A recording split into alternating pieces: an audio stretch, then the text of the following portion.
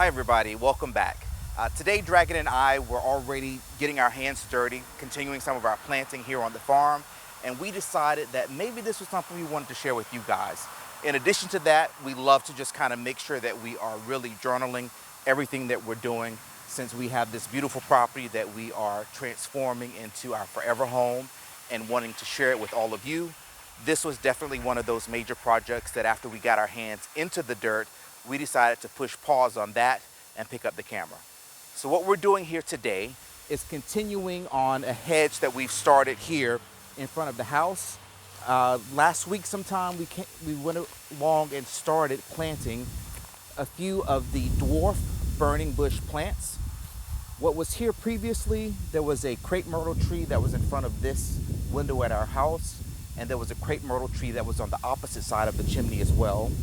We took those down and decided to pull everything back to give the house some space to breathe and not have any shrubs directly up on it. And we found these burning bush dwarf plants at Lowe's for 50% off, $5 a piece, a deal that we just couldn't refuse. If you know us and you hear us talk a lot of time about those 50% off deals that nurseries have, especially during the fall, look around. If you're in the DMV area, you'll see us at all of those nurseries checking out the scope. So we got some. We decided that we wanted to extend the flower bed. We went back a couple days ago, got some more, and we're now putting those into the ground here. And what we've decided to do as we came along is create two distinctive flower beds. One that will be here with the chimney kind of in the focal point. Right now in the pot that's sitting in front of the chimney is a fig tree that our great friends Valentine and David gave us as a housewarming gift. We have yet to find a place for that permanently to place it into the land, so it's just there right now to winter over. But the plan is to place a blue spruce in that to make that the focal point right in front of the chimney. And then as we come along, we are going to end cap this particular flower bed here with quick fire hydrangeas. These are proven winners. Quick fire hydrangeas come up with this nice pretty pink bloom, and we're going to place the two of these here on the end and kind of I guess encapsulate this particular flower bed here. And then as we move along into the front of the house, these are gardenias that were planted here by the previous owners. You can see that they are nice, rounded, they're healthy. They're not spaced and planted evenly, and we think we can have a little better vision for this spot if we pick these out and relocate them. So our plan is to dig these up. We're going to transport them to the other side of the house, and we have a spot that we're going to get to that in a little bit later.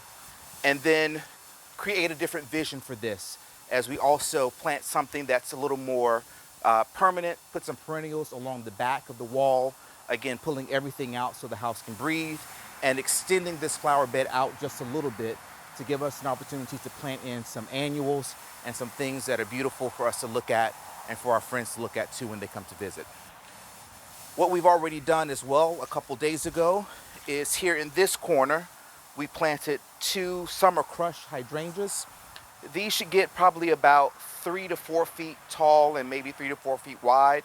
We're not sure quite yet if this will fill in this space and give us the impact that we need. But the great part about having a vision is it can change. So if there comes a time where we think that these are better suited in a different place in our garden, we can easily plop those out and put them someplace else. Not a big deal. This is a Virtus Japanese maple that came from our townhome in Maryland, and we put this in here a couple weeks ago.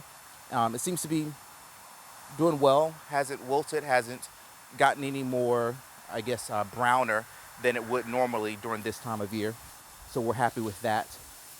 These, I have to cheat on the tag here because this is a name that's kind of hard for me to say. Dragon will come in.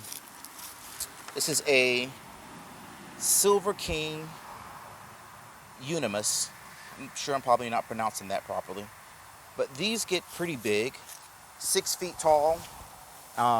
They were already kind of up to here, some of the shoots, and we went in and trimmed them back a little bit.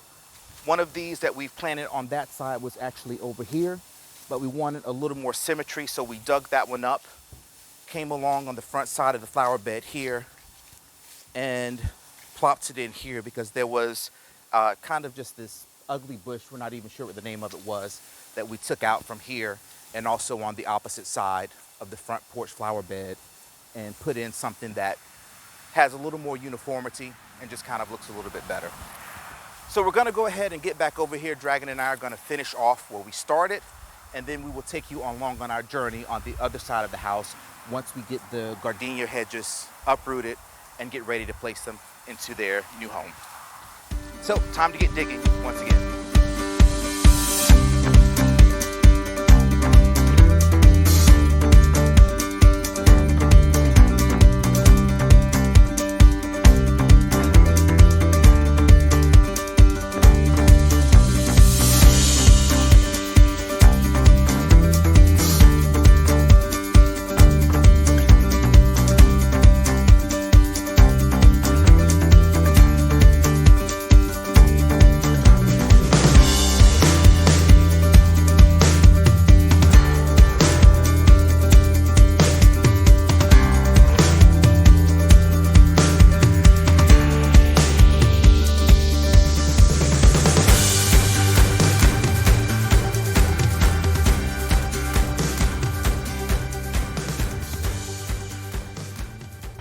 This part of the planting project is now completed. As you saw, we decided to go ahead and move some of our emerald gold arborvitae from our pots and put them into the front of the house here. We purchased these, I believe, 3 years ago during the fall season, and they've been living in those giant white pots that we took them out of for the entire time that we had them. They used to sit on our deck back at our townhome in Maryland. So we thought that these would make a great addition here to the front of the house as we are pulling up those gardenias that we're going to be transplanting again once in a minute here. But you can already see the transformation. We love it. It's looking awesome. Now it just kind of really opens up opportunities for us to really continue to redevelop this entire front flower bed. What the nice thing was is that this soil was nice and loose and moist. And because it seems like these gardenia bushes had been planted probably right before the house went on the market, they were pretty easy to pop up out of the ground, unlike some of the other things that we've encountered digging up. One issue that we had and that we have kind of had when we've been digging is the things that we've been uncovering and unearthing. For example, these 4 full bricks all came digging up the hole for this particular arborvitae here. But that's to be expected. This property that we're on, our home was built in the early 1900s, at least a portion of it was. Our nearest neighbor tells us that his family used to own all of this property back to the late 1800s. So we know that there's a lot of history here. In fact, a farm that's directly across the street from us, the house there was built in 1786, which is 10 years after the Declaration of Independence was signed. So this property has a lot of history on it, and we're just proud that we now get to carry on kind of the stewardship of this land. But in doing so, it's always interesting to see just exactly what we're unearthing and the things that we're dealing with. Another thing that we dealt with earlier on was kind of getting rid of this particular root ball here. And it was kind of a flowering bush that had these little red berries on it. We aren't sure what the name of it is. We see them all over town. But one thing is for sure, we know we don't like it, especially how difficult it was for us to dig this one up. And I think this was one, we had maybe 3 or 4 of them in our yard when we first moved in here that we got up. And so we're happy to just kind of get rid of those, and you won't be seeing them again in our landscape, at least not by choice. If they're around, they're gonna be coming up soon. So now that this part is completed, again, the quick fire hydrangeas are in. We completed the hedge of dwarf burning bush, and also the golden emerald arborvitae. So now it's time to get on to the second part, which is going around and getting these gardenias planted into their new home. So Dragon and I are gonna load up the cart here. Trinity, are you helping today or no? Trinity's not sure what she's doing today. Let's go, Mama. All right, we're gonna head on around to the other side of the house. You know, if maybe we can, these aren't that heavy. If I'm holding it with one hand, I guess it's really not that heavy. Folks asking us, are you guys going to the gym? It's like, yes. We call it the outside gym. This is what we do every day. It's like an episode of This Old House every single day around here. So, sun has transitioned onto the other side also too. So it might be a little bit brighter over here, but you'll at least also get a chance to see some of the chickens over here and the ducks. Dragon just came out and fed them.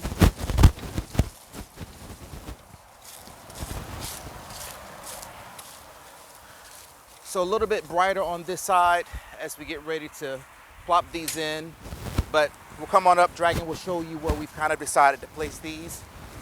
This particular portion of our house is our garage. There was nothing planted here.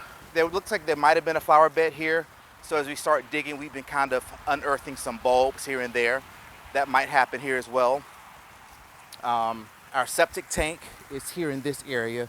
So this is the access point for that. Dryer is here, our AC unit is there. So we're going to just kind of soften up this entire wall here.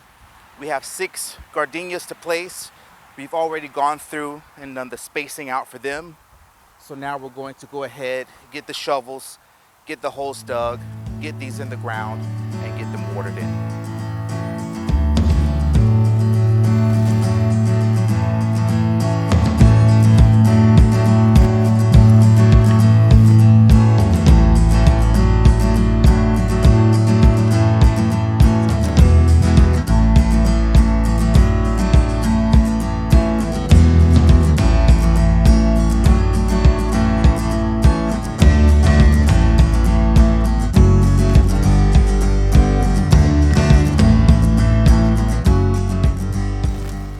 Gardenia hedges are now in their new home. Take a look. They look like they've been there this entire time, and we are beyond pleased with how this turned out. We're getting them watered in, but while we're over here, we decided to go ahead and knock out one more planting project since we're on this side of the house. We have a group of knockout roses that are planted right here. This is the original chimney on our home. This side of the house, unlike the brick side was built in the early 1980s. This side of our house was built in the early 1900s. And right in here, there used to be a door, but this is one of the original exterior chimneys. It's no longer a working chimney. But right along in here, there were 1, 2, 3, 4, 5, 6, 7, 8 knockout roses. 2 of them died, and the rest are doing good. When we first moved into this property, the end of August, when we settled, beginning of September, Dragon came in and pruned them back, and they've started putting on buds. You can see that a few over here have really pretty roses that they're starting to put on now. So we're happy to see that these are still healthy and doing great. They just need a little bit of tender loving care. But now they need to be pulled out a little bit from the house, as well as evened up. So we're going to go ahead and get that tackled while we still have a little bit of daylight left. So we're going to finish that up so that we can kind of wrap up today's planting project.